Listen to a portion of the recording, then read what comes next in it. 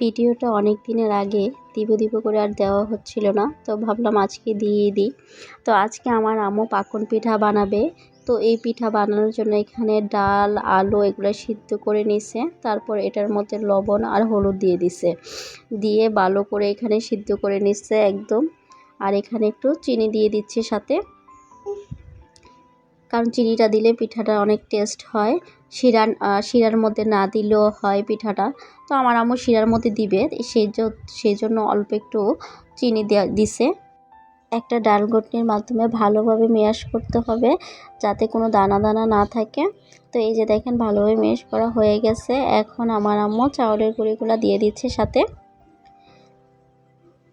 দিয়ে একটু মাঝখানের জায়গাটা একটু ফাঁকা করে দিছে, যাতে ভালো করে সিদ্ধ হয় গুঁড়িটা যদি ভালো করে সিদ্ধ না হয় তাহলে পিঠাটা হবে না, ফুলাতে গেলে পিঠাটা ভেঙে যাবে। তো এখন একটা ঢাকনা দিয়ে ঢেকে রাখছে। তো যখন সিদ্ধ হয়ে গেছে, এর মধ্যে আমার আম্মু এখানে একটু লাড়াচাড়া দিয়ে দেখছে যে এটা ভালোভাবে সিদ্ধ হয়েছে কিনা। তো এই যে দেখে ফাইনাল সিদ্ধ হয়ে গেছে। এখন মতার পালা। পরে একটা ডিশের মধ্যে কাইটা নিয়ে নিছে, নিয়ে ভালো এখানে একটা ডিম ভেঙে নিছে। তো ডিমটা দিলে পিঠাটা অনেক নরম হয়। এখন কাইটা ভালোভাবে মতে নিচ্ছে। তো এই যে এখন রুটি পেটার মতো বলে নিচ্ছে, কাইটা একটু বারবার করে বলতে হয়। আর এইদিকে আমার নানু ফুলের ডিজাইন করতেছে, আর আমার আম্মু রুটি পিঠার মতো পিঠাগুলো বেলে দিচ্ছে। আর আমার মেয়ে দেখেন বসছে পিঠা বানানোর জন্য, সে বানাবে। এই যে দেখেন মাশাল্লাহ, পারুক আর না পারুক একটু তো চেষ্টা করতেছে, একটা টিভির ক্যাপ দিয়ে পরে আঁকতেছে আর কি, যতটুকুই পারে। তো মাশাল্লাহ, এটাই যে চেষ্টা করতেছে এটাই অনেক কিছু। তো এই যে এখন আমার নানুর পিঠাটা বানানো হয়ে গেছে।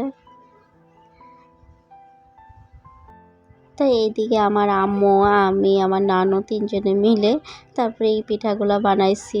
আমরা ভালো ভালো ফুলের ডিজাইন পাই না, যতটুকুই পারি এতটুকুই আলহামদুলিল্লাহ। তো এই যে এখন তেলের মধ্যে পিঠাগুলো আমার আম্মু এখানে ভেজে নিচ্ছে। আর এইদিকে আমার আম্মু আগে থেকে গুড়ের শিরা করে রাখছে। তো এখন পিঠাটা এক পিঠ হয়ে আসছে, আরেক পিঠ উল্টাই দিছে, দেওয়ার পর ওই পিঠও হয়ে আসছে। আর এই দিকে আমার নানু বসে এই পিঠাগুলো বানাই নিছে। তো এখন শিরার মধ্যে পিঠাগুলো দিয়ে দিছে। পিঠাটা দেওয়ার পর উল্টে পাল্টে ভালোভাবে শিরার মধ্যে লাগাতে হবে, নাহলে কিন্তু মিষ্টি হবে না। তো এখন আমরা মা মেয়ে বসে গেছি খাওয়ার জন্য। পিঠা বানাইছে, আমাদের জেলায় এই পিঠাটাকে পাকন পিঠা বলে। তো এখন আমরা খাবো। বিসমিল্লাহ। ফাইজামনি খাও, ফাইজামনির আগে একটু মুখে দেওয়া আছে। কেমন মজা। বিসমিল্লাহ। অনেক মজা হয়েছে, অনেক নরম হয়েছে পিঠাটা। আলু একটা দেওয়া হয়েছে, পিঠাটা অনেক বেশি মজা হয়েছে। এই যে আমি আর আমার ভাই খাচ্ছি।